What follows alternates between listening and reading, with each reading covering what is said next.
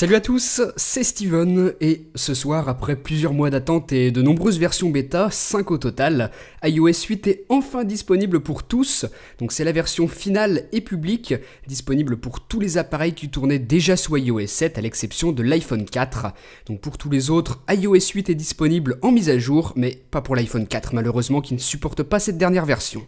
iOS 8 est maintenant très stable et vous pouvez dès à présent l'installer pour profiter de toutes les nouveautés que je vous avais présentées en vidéo si vous vous souvenez bien, avec notamment, vous le voyez ici, la réponse rapide aux messages avec la diction vocale.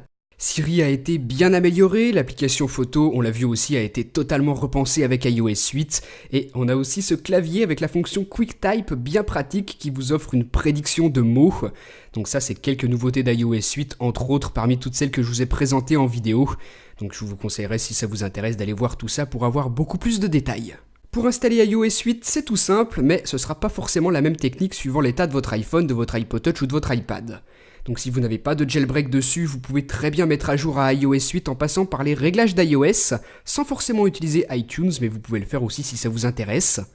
Si vous êtes jailbreaké par contre, vous ne pourrez pas voir cette mise à jour d'iOS 8 dans les réglages d'iOS, donc paniquez pas si vous la voyez pas, c'est tout à fait normal. Il faudra que vous fassiez une mise à jour directement à partir d'iTunes, et si vous êtes sous la version Golden Master d'iOS 8, donc grâce à la vidéo que je vous ai faite il y a quelques temps, eh bien pas besoin de mettre à jour ce soir, puisque la version Golden Master n'est rien d'autre que la version finale d'iOS 8, donc c'est exactement la même.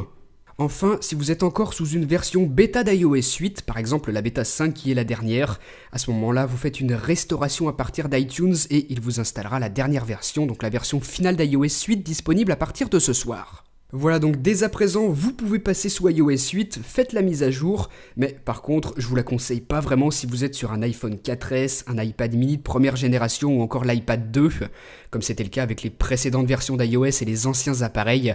Ils sont pas très optimisés pour cette dernière version et vous aurez des lenteurs, surtout qu'iOS 8 apporte pas franchement des fonctionnalités indispensables.